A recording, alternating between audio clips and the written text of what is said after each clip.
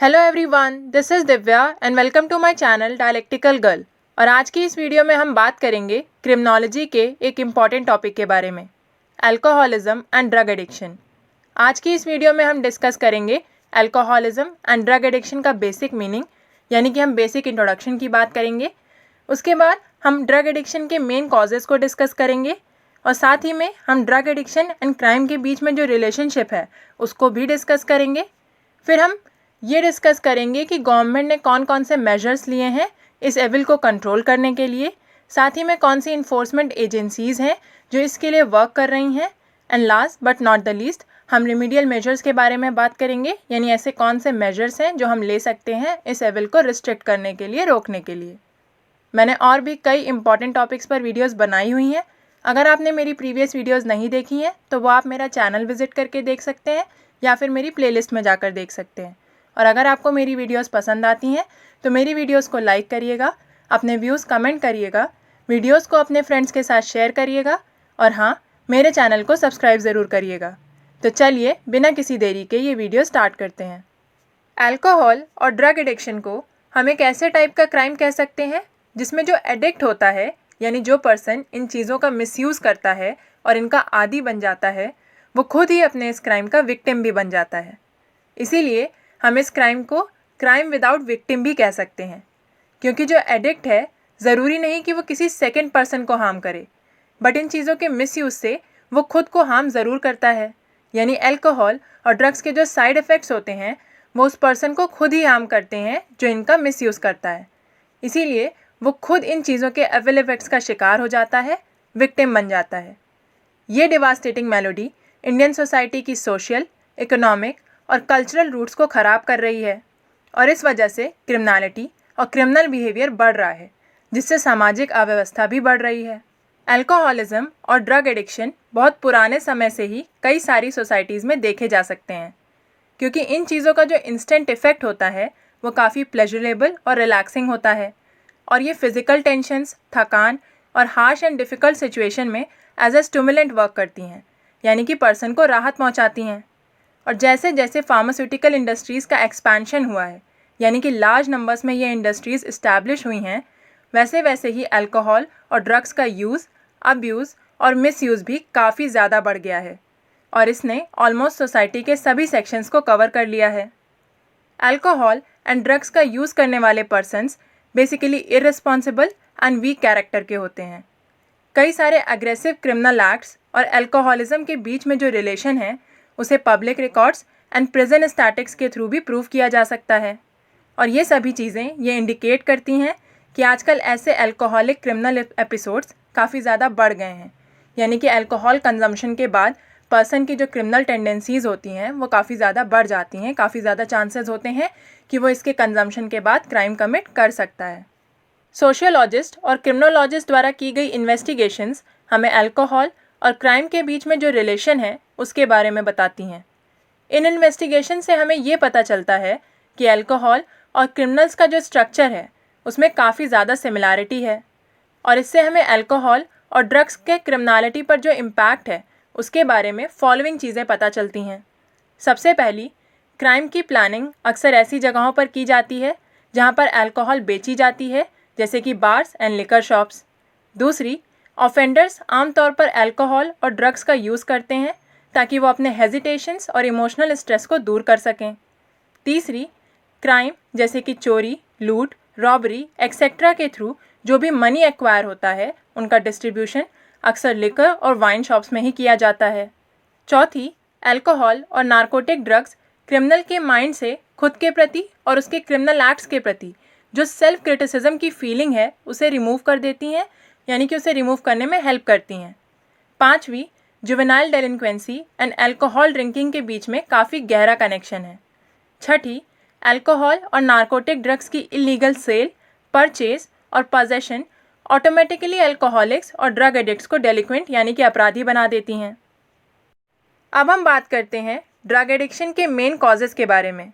Alcohol और drug का use करने वाले पर्सन्स के पास ऐसा करने के कई रीज़न्स होते हैं, तो इस एविल के स्प्रेड होने के कुछ मेन रीज़न्स को आज हम डिस्कस करते हैं। तो फर्स्ट रीज़न है इंडस्ट्रियलाइजेशन एंड अर्बनाइजेशन की रैपिड ग्रोथ ने कई सारी नई वैल्यूज़ और नई लाइफस्टाइल को स्टार्ट किया है और बढ़ावा दिया है, जिसकी वजह से एंशिएंट रिस्ट्रिक्शंस, टैबूज़ और ट्रेडिशनल सोशल कंट्रोल जैसे मैकेनिज़म्स का सोसाइटी पर अब कोई भी इफेक्ट यानी कि कंट्रोल नहीं रह गया है। बिजनेस और प्रोफेशनल लाइफ में फेलियर्स के बाद कई सारे लोग अल्कोहल और ड्रग एडिक्ट्स बन जाते हैं। सेकेंड रीज़न है अल्कोहल और ड्रग एडिक्शन को बढ़ावा देने में lack of parental care and control भी इंक्लूडेड है। कई सारे स्पाउसेस जो कि वर्किंग होते हैं वो अपने बच्चों पर ज़्यादा ध्यान नहीं दे पाते हैं और अब ज़्यादातर फैमिलीज़ न्यूक्लियर होती हैं यानी जॉइंट फैमिलीज़ कम होती जा रही हैं, जिस वजह से बच्चों पर कंट्रोल और चेक बनाए रखने के लिए ग्रैंड पेरेंट्स भी नहीं होते हैं।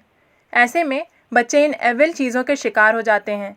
ड्रग एब्यूज़ ज़्यादातर middle, upper middle and high economic class की फैमिलीज़ में कॉमन है। थर्ड रीज़न है फार्मास्यूटिकल्स और मेडिकल साइंसेज में जो रीसेंट डेवलपमेंट्स हुए हैं उन्होंने कई तरीके की टॉक्सिक सिंथेटिक सब्सटेंसेस को प्रोड्यूस करने के मीन्स को बढ़ावा दिया है। फोर्थ रीज़न है कई केसेस में तो ऐसा भी देखा गया है कि लोग पेनफुल इलनेस से रिलीफ पाने के लिए ड्रग्स का यूज़ करते हैं और आगे चलकर उन्हीं ड्रग्स के एडिक्ट बन जाते हैं। इसके अलावा कुछ ऐसे एडिक्ट्स भी होते हैं जिनकी न्यूरोलॉजिकल इनहेरिटेंस इस टाइप की होती है कि उन्हें अल्कोहल और ड्रग्स के बिना जीना भी मुश्किल लगता है और इस वजह से वो इन चीज़ों को रेगुलरली यूज़ करते हैं और आखिर में इसके एडिक्ट्स बन जाते हैं। फिफ्थ रीज़न है फेलियर्स, सॉरोज़ और अनफॉर्चुनेट लाइफ से होने वाले फ्रस्ट्रेशन और इमोशनल स्ट्रेस एक पर्सन को एडिक्ट की कंपनी ज्वाइन करने के लिए डाइवर्ट कर देते हैं, क्योंकि कोई नॉर्मल हैप्पी पर्सन तो आपकी बातें सुनेगा नहीं। मोस्टली ऐसे लोग ही आपको सिंपैथी देंगे और इन लोगों के लिए अल्कोहल और ड्रग्स एक मेडिसिन है, अ ब्लेसिंग इन डिस्गाइज, जो इन्हें इमोशनल स्ट्रेस और फ्रस्ट्रेशन से रिलीफ प्रोवाइड करती है और आगे चलकर ये लोग इन चीज़ों के एडिक्ट बन जाते हैं। सिक्स्थ रीज़न है हिप्पी कल्चर यंगस्टर्स को ड्रग्स की ओर अट्रैक्ट करता है और यंगस्टर्स शुरू में तो इनका यूज़ फ़न और इन्जॉयमेंट के लिए करते हैं। वो अल्कोहल और ड्रग्स को एक्सपेरिमेंटल बेसिस पर स्टार्ट करते हैं फ़न और इन्जॉयमेंट के लिए, लेकिन आगे चलकर वो इन चीज़ों का एक्सेस यूज़ करने लगते हैं। स्टार्टिंग थोड़ी थोड़ी क्वांटिटी से होती है बट ग्रेजुअली इन ड्रग्स के नारकोटिक इफ़ेक्ट्स की वजह से क्वांटिटी इंक्रीज़ होती जाती है एंड फाइनली इन यंगस्टर्स में से काफ़ी ज़्यादा लोग हैबिचुअल और ड्रग एडिक्ट्स बन जाते हैं। सेवेंथ रीज़न है यंग एडिक्ट्स और पेरेंट्स के बीच में जो कम्युनिकेशन गैप होता है और जो लैक ऑफ चाइल्ड साइकोलॉजी है वो भी ड्रग एब्यूज़ और अल्कोहलिज्म में एक कॉन्ट्रीब्यूटरी फैक्टर है, यानी ये चीज़ें भी ड्रग एब्यूज़ में कंट्रीब्यूट करती हैं। जो लोग मैनुअल वर्क करते हैं यानी अपनी फ़िज़िकल स्ट्रेंथ यूज़ करते हैं वो ऐसा मानते हैं कि अल्कोहल, अफ़ीम और गांजा जैसे और कई सारे ड्रग्स यूज़ करने से उन्हें हार्ड लेबर वर्क करने के लिए एडेड स्ट्रेंथ और एनर्जी मिलेगी, जिससे वो बिना थके ईजिली काम कर पाएंगे और इसी थिंकिंग की वजह से वो आगे चलकर कन्फर्म एडिक्ट्स बन जाते हैं।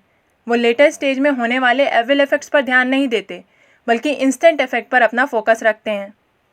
और इसी तरह अल्कोहलिज्म एंड ड्रग एडिक्शन का प्रोसेस शुरू होता है जब कोई पर्सन जानबूझकर या अनजाने में साउंड स्लीप के लिए या हार्ड लेबर करने की स्ट्रेंथ के लिए या डोमेस्टिक प्रॉब्लम से रिलीफ पाने के लिए इन ड्रग्स को एज अ मेडिसिन यूज़ करता है। तभी से इनके एडिक्शन का प्रोसेस स्टार्ट हो जाता है। ऐसे लोग अपने इमेजिनेटिव वर्ल्ड में रहना ज़्यादा पसंद करते हैं rather than facing realities of life, और फिर धीरे धीरे ये लोग अल्कोहल और ड्रग्स के आदी होते जाते हैं और इनकी इन चीज़ों पर डिपेंडेंसी काफ़ी तेज़ी से बढ़ती जाती है और एंड में ऐसा होता जाता है कि ये लोग लिकर या ड्रग्स के बिना रह ही नहीं पाते हैं क्योंकि वो इसे अपनी लाइफ हैबिट बना लेते हैं। तो ये तो बात हो गई ड्रग एडिक्शन के बारे में। अब हम बात करते हैं अल्कोहलिज्म के बारे में। तो ड्रग एडिक्शन की तरह ही अल्कोहलिज्म भी फैमिली लाइफ में डिसअपॉइंटमेंट, फ्रस्ट्रेशन, अनहैप्पीनेस और परेशानियों का कारण बनता है। जो अल्कोहलिक होता है वो बाकी लोगों के साथ एडजस्ट नहीं कर पाता है और बाकी लोग भी उसके पीने की आदत की वजह से उसके साथ अनकंफर्टेबल रहते हैं। किसी भी अल्कोहलिक पर्सन की मेंटल फैकल्टी नॉर्मल वे में फंक्शन नहीं कर पाती है और इस वजह से वो सेल्फ कंट्रोल खो देता है और इम्प्रॉपरली बिहेव करता है। कई बार बिना वजह झगड़े करता है, आरोप लगाता है, अब्यूज़ करता है और दूसरों की इंसल्ट करता है। और तो और एक अल्कोहलिक पर्सन जब नशे में होता है तो वो एक इररिस्पॉन्सिबल पर्सन होता है। वो सही गलत आइडेंटिफाई नहीं कर पाता है और इस वजह से वो किसी भी वक्त कोई भी क्रिमिनल एक्ट कमिट कर सकता है। जो भी इनडिसेंसी या असॉल्ट के एक्ट्स होते हैं वो यूजुअली उन्हीं पर्सन्स द्वारा किए जाते हैं जो अल्कोहल या नारकोटिक ड्रग से इन्फ्लुएंस या इंटॉक्सिकेटेड होते हैं। अब हम बात करते हैं कि ड्रग एडिक्ट्स और क्राइम के बीच में क्या रिलेशन है। अल्कोहलिज्म के अलावा ड्रग एडिक्शन भी क्राइम से क्लोजली इंटरलिंक्ड है। नारकोटिक ड्रग्स की नीड या ज़रूरत हर ड्रग एडिक्ट को लॉ वायलेटर या क्रिमिनल बना देती है, क्योंकि नारकोटिक का मियर पजेशन ही एक पनिशेबल ऑफेंस है। यानी अगर आपके पास नारकोटिक ड्रग्स पाए जाते हैं तो आप पनिशेबल होंगे, और इसीलिए drug addiction by itself adds to crime statistics. Drug addiction और क्राइम के बीच में जो रिलेशन है उस पर अमेरिकन रिसर्चर्स का कहना है कि नारकोटिक एडिक्ट्स अक्सर लार्सेनी, शॉपलिफ्टिंग, चोरी, डकैती जैसे और भी प्रीडेटरी क्राइम्स कमिट करते हैं, और ऐसे लोग आमतौर पर एक क्रिमिनल लाइफ ही जीते हैं। और कई बार ऐसा देखा गया है कि जो इन ड्रग्स के एडिक्ट होते हैं वो इन्हें खरीदने के लिए चोरी जैसे क्राइम्स करते हैं, क्योंकि ऐसे ड्रग्स के प्राइसेस काफ़ी हाई होते हैं। और कई बार ऐसा भी देखा गया है कि कई सारे पर्सन्स इन ड्रग्स का यूज़ करने के बाद क्रिमिनल बन जाते हैं। कई सारे वायलेंट ऑफेंडर्स नारकोटिक ड्रग्स का यूज़ मोटिवेशन और करेज के लिए करते हैं, ताकि वो मर्डर, डकैती, एक्सटॉर्शन और रेप जैसे वायलेंट क्राइम्स कमिट कर सकें। अब ये तो अमेरिकन रिसर्चर्स का मानना था, लेकिन डॉक्टर कोल्ब इस व्यू से असहमत थे और उनका कहना था कि ओपिएट एडिक्ट्स द्वारा जो क्राइम किए जाते हैं वो जनरली पैरासिटिक, प्रीडेटरी और नॉन वायलेंट टाइप के होते हैं। अगर ड्रग एडिक्ट्स कोई वायलेंट क्राइम कमिट करते हैं तो ये उनके एडिक्ट होने के कारण नहीं है, बल्कि उनके साइकोपैथ होने की वजह से है। डॉक्टर कोल्ब ने further narcotics like opium, heroin, morphine और कोकेन को ऑब्जर्व किया और कहा कि ये सब नारकोटिक्स एक वायलेंट फाइटिंग साइकोपैथ को डल, कॉवर्ड और नॉन एग्रेसिव बना देते हैं। उनके अनुसार ड्रग एडिक्शन एक एडिक्ट के सेक्स डिज़ायर्स को भी एलिमिनेट कर देता है। तो ये तो दो डिफरेंट व्यूज़ हो गए। अमेरिकन रिसर्चर्स का मानना है कि ड्रग्स एक पर्सन की क्रिमिनलिटी को इंक्रीज़ करने में हेल्प करती हैं, वहीं डॉक्टर कोल्ब का मानना है कि ड्रग्स एक पर्सन की क्रिमिनलिटी को इंक्रीज़ करने में कुछ खास रोल प्ले नहीं करती हैं। अब इन सब चीज़ों को जानने के बाद हम डिस्कस करेंगे कुछ इंपॉर्टेंट मेजर्स को जो अल्कोहलिज्म एंड ड्रग एडिक्शन को कंट्रोल करने के लिए गवर्नमेंट द्वारा लिए गए हैं। अल्कोहलिज्म और ड्रग एडिक्शन को कंट्रोल करने के लिए स्ट्रिक्ट लेजिस्लेटिव मेजर्स को लागू यानी इम्प्लीमेंट करने के प्रयास किए गए हैं। ये मेजर्स इन ड्रग्स के मैन्युफैक्चर, ट्रांसपोर्टेशन और सेल को रेगुलेट करने के लिए बनाए गए हैं, और इन प्रोडक्ट्स के पजेशन और यूज़ पर भी रोक लगाई गई है other than medical and scientific purposes. यानी कि मेडिकल और साइंटिफिक पर्पसेस के अलावा कोई भी इन प्रोडक्ट्स को पजेस या यूज़ नहीं कर सकता है। हालांकि ट्रीटमेंट पर्पस के लिए इन ड्रग्स के यूज़ को proper licensing system and regulatory measures द्वारा परमिट किया गया है। इंडिया में अल्कोहलिज्म को कंट्रोल और अल्कोहलिक बेवरेजेस की सेल को कंट्रोल करने के लिए कई सारे लेजिस्लेटिव मेजर्स इम्प्लीमेंट किए गए हैं। कई स्टेट्स ने प्रीसीडिंग डिकेड्स में प्रोहिबिशन लॉज इंट्रोड्यूस किए। प्लानिंग कमीशन द्वारा अपॉइंटेड प्रोहिबिशन इंक्वायरी कमेटी ने जून 1955 की रिपोर्ट में रिकमेंड किया कि प्रोहिबिशन और एंटी ड्रग स्कीम को कंट्री के डेवलपमेंट प्लान्स में इंटीग्रेट किया जाना चाहिए, ताकि अल्कोहलिज्म को कंट्रोल किया जा सके और लोगों के जीवन में सुधार लाया जा सके। इस कमेटी ने यह भी सजेस्ट किया कि डिफरेंट स्टेट्स में प्रोहिबिशन की प्रोग्रेस और उससे रिलेटेड एक्टिविटीज़ को रिव्यू करने के लिए एक सेंट्रल प्रोहिबिशन कमेटी को स्टैब्लिश किया जाना चाहिए। कमेटी के रिकमेंडेशंस को एक्सेप्ट करते हुए लोकसभा ने 19 मार्च 1956 को एक रेजोल्यूशन पास किया, जिसके अकॉर्डिंग प्रोहिबिशन को सेकेंड 5 ईयर प्लान का एक अहम हिस्सा बनाया गया, और इसकी वजह से कई स्टेट्स ने अल्कोहलिज्म को कंट्रोल करने के लिए रेगुलेटरी मेजर्स लागू किए। कुछ स्टेट्स ने कंप्लीट प्रोहिबिशन को अपनाया तो कुछ ने सिर्फ एक फेज प्रोग्राम को फॉलो किया। इन प्रोहिबिटरी मेजर्स के बावजूद liquor and other intoxicating drugs के कंजम्पशन पर ज़्यादा असर नहीं पड़ा है। इनका कंजम्पशन मुश्किल से ही कम हुआ है। गवर्नमेंट का ऐसा मानना था कि प्रोहिबिटरी लॉज के थ्रू लिकर की कमी करने से लोगों की ड्रिंकिंग हैबिट कम हो जाएगी, बट ऐसा हुआ नहीं, बल्कि अल्कोहल की डिमांड और ज़्यादा बढ़ गई, और इसने ब्लैकमेलिंग, स्मगलिंग और इलिसिट डिस्टिलिंग के लिए एक न्यू एरिया को ओपन कर दिया। गवर्नमेंट ये समझ चुकी है कि अल्कोहल की सेल और यूज़ से रिलेटेड जो स्ट्रिक्ट प्रोहिबिटरी लॉज हैं उन्होंने अच्छे रिजल्ट्स नहीं दिए हैं और इन लॉज को फिर से रिव्यू करने की ज़रूरत है।